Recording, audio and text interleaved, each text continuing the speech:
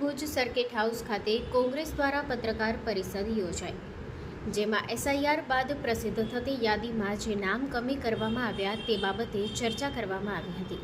જે form number 7 ભર્યા હોય એવા લોકોને તંત્ર જલ્દીથી સજા આપે, એ ગુનેગારને અને ભારતીય કલમ લગાવવામાં આવે। જે લોકો કોંગ્રેસને વોટ આપે છે એવા લોકોને ટાર્ગેટ કરવામાં આવ્યો છે। સાથે આજે ભુજ એસપી સાહેબને રૂબરૂ રજૂઆત કરવામાં આવી હતી। જનમિત્ર ન્યૂઝ ભુજ સતત આપની સાથે।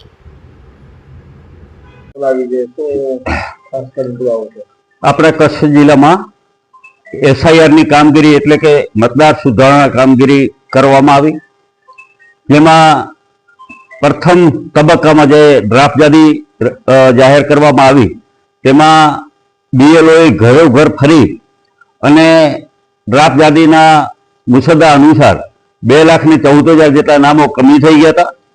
પરંતુ ત્યાર પછી ભાજપને શું કુબુદ્ધિ સૂજી કે એમને 72,000 જેટલા ફોર્મ નંબર 7 જે નામો કમી કરવા માટેનું ફોર્મ છે, જે જથ્થાબંધ રીતે જુદી જુદી પ્રાંત કચેરીઓમાં રજૂ કરવામાં આવ્યા। આ નવાઈની બાબત તો એ છે કે આ 72,000 ફોર્મ જે રજૂ થયા ત્યાર પછી કોંગ્રેસના આગેવાનો, હોદ્દેદારો, કાર્યકરો ની જાગૃતતા અને લડાઈને કારણે અમે જે લડત કરી કે ભાઈ આ 72,000 ફોર્મ જે બીએલઓએ ઘરે ઘર ફરીને તો મતદાર યાદી તૈયાર કરી છે, એના પછી આ 72,000 ફોર્મ ક્યાંથી આવ્યા, કોને રજૂ કર્યા, કોની સહીથી રજૂ કર્યા, અને આની લડાઈને કારણે આ 72,000 માંથી માત્ર 3,000 ફોર્મ માન્ય રહ્યા, 69,000 ફોર્મ અમાન્ય એટલે કે રદ કરવામાં આવ્યા, સ્વીકાર્ય જ નહીં।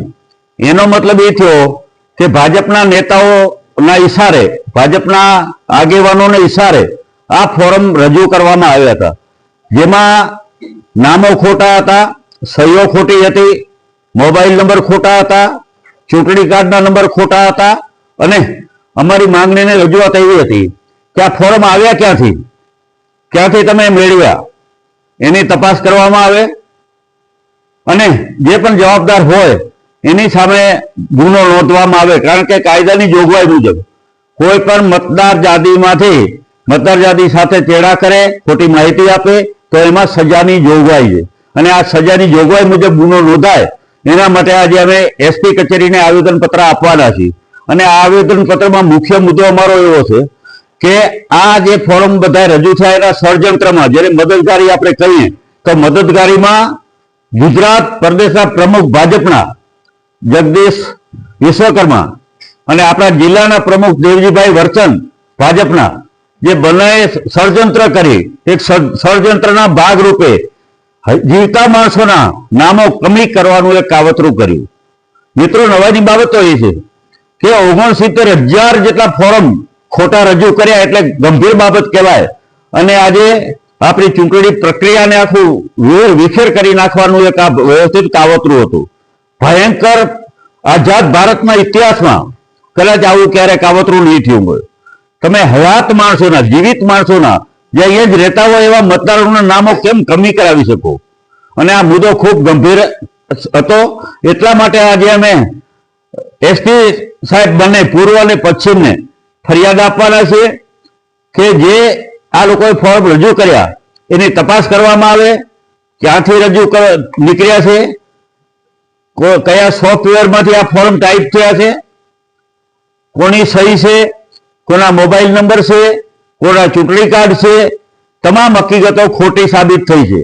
અને બીજી વાત કે કાયદાની જોગવાઈ મુજબ કોઈ પણ બ્લકમાં એટલે કે જથ્થાબંધ રીતે કોઈ નામો કમી કરવાના ફોર્મ આપી શકતા નથી।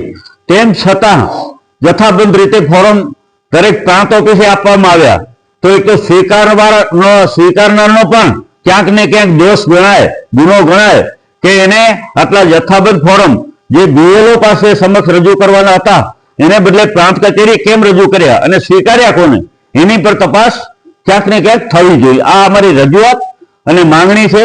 તો અમારી જે આજે રજૂઆત અમે એસપી સાહેબને કહેવાના છીએ માત્ર એટલું છે કે જુદી જુદી કલમો હેઠળ કલમ 61, કલમ 316 છેતરપિંડીની છે, 334 ને 36 ખોટા દસ્તાવેજ બનાવવા, 337 ખોટા વ્યક્તિઓ તરીકે રજૂ થવું, 338 કલમ નકલી દસ્તાવેજનો ઉપયોગ કરવો, કલમ નંબર 341 જાહેર રેકોર્ડ સાથે ચહેરા કોને કર્યા, તો આ હેઠળ એક ગુનો નોંધવામાં આવે.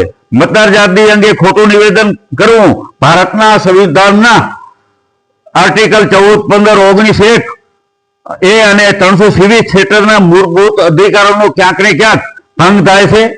તો ખરેખર જે અધિકારીઓ હતા એમને બ્લોકમાં ફોર્મ નંબર 7 સ્વીકાર્યા હતા જ નહીં, અને જે વ્યક્તિને ઓળખ અને જાણકારી ફરજિયાત હતી એ પણ એમને મેળવી નથી. ઈઆરઓ ની ફરજ હતી કે ખોટા ફોર્મ સ્વીકારવાની જરૂરિયાત જ નહોતી.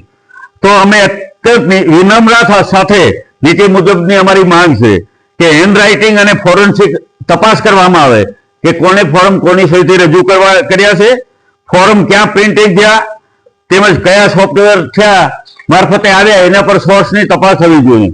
આ જથ્થાબદ્ધ ફોર્મ કચેરીમાં કોણ જમા કરાવી ગયું તેની તપાસ કરવી અને કચેરીના સીસીટીવી છે એ તપાસવામાં આવે, તથા જે કર્મચારીઓ દ્વારા સ્વીકારવામાં આવ્યા હોય તેની તપાસ કરવામાં આવે. તાત્કાલિક જવાબદાર વ્યક્તિઓ જે લોકોએ ગુનામાં મદદગારી કરી હોય તેવા તમામ સામે બીએનએસ અને આરપી હેઠળ એફઆઈઆર નોંધવામાં આવે. આમ હજારો લોકોના અસ્તિત્વનો ખતરો ઉભો થતો હોય અને સામાન્ય જનતામાં ભયંકર આક્રોશ વ્યક્ત થયેલ છે, તથા દેશની સંવૈધાનિક સંસ્થાઓ અને શાસન પ્રશાસન સામે પણ મોટા પ્રશ્નો ઉભા થયા છે. તો અમારે કહેવાનો મતલબ એ છે કે પોલીસ વારંવાર એમ કે પાતાળમાંથી અમે ગુનેગારોને શોધી આવી છે, પરંતુ આમાં તો સત્તા પક્ષ ભાજપના પ્રદેશ પ્રમુખ અને ભાજપના જિલ્લા પ્રમુખ કચ્છના એ આપણા બંને મદદગારીમાં છે. એમના મારફતે જ આ ફોર્મ પ્રાંત કચેરીઓને ફોન કરી એમને ફોન કર્યા છે, તમારે સ્વીકારી લેવાના છે, તમારે આ નામો કમી કરવાના છે. અને એમાં માત્ર ને માત્ર ટાર્ગેટ કોને બનાવ્યા કે કોંગ્રેસને મત આપતા હતા એવા લોકોને. એમાં ઓબીસી, એસસી, એસટી, માઇનોરિટી, એમાં ખાસ કરીને મુસ્લિમો એટલા ટાર્ગેટ બનાવ્યા કે એક ગામમાં 70 ને 80% જે ફોરમ આવે એમાં મુસ્લિમ સમાજના છે. એટલે આવું કદાચ ભારતના ઇતિહાસમાં આવું નથી બન્યું. અને નવાઈની વાત એ છે કે હમણાં પણ આટલું બધું પ્રક્રિયા કર્યા પછી માત્ર 3000 ફોરમ માન્ય રહ્યા, એટલે 69,000 ફોરમ જે રદ થયા છે, અમાન્ય થયા છે. તો એનો મતલબ એ થયો કે ફોરમ ખોટા ભરી અને આખું વ્યવસ્થાને ખોરવી નાખવા માટેનું વ્યવસ્થિત એક કાવતરું હતું. તો એના સામે ગુનો દાખલ થવો જોઈએ અને ખાસ કરીને ફરિયાદ નોંધવી જોઈએ. અમે એસપીને આજે આપીએ છીએ કે આના જે હોદ્દે પહેલા મુખ્ય તમારે જે મદદગારી કરી છે, જેમાં આ ષડયંત્રના ભાગીદાર છે એવા પ્રદેશ પ્રમુખ અને જિલ્લાના પ્રમુખ સામે ગુનો નહોતો, પછી નીચેના એકલા રિમાન્ડ એના માંગો એટલે એકલા એના નામો આપશે અને એ નામોના મારફત હર્ષ સંઘવી કહે છે ને કે કાયદામાં રહેશું તો ફાયદામાં રહેશું. તો આમાં આપણે જોશું કાયદામાં રહેશું તો ફાયદામાં રહેશે કે કેમ. અને એના પર વરઘોડા જો ગુનેગાર હોય તો એના પર બીજા ગરીબ લોકોના વરઘોડા કાઢે, એ માના પર વરઘોડા કાઢવા જોઈએ. તો આ એક ગંભીર મુદ્દો છે. એના માટેની અમારી આજ પ્રેસ હતી. આ પ્રેસમાં અમારા આગેવાનો જિલ્લા કોંગ્રેસના ભાઈ રમેશભાઈ ગરવાજી, ભાઈ શ્રી રામદેવસિંહભાઈ જાડેજા, કિશોરદાનભાઈ, રાખાજીભાઈ, બેન શ્રી અંજલીબેન, ગનીભાઈ કુંભા, તમામ આગેવાનો પણ અહીંયા હાજર હતા.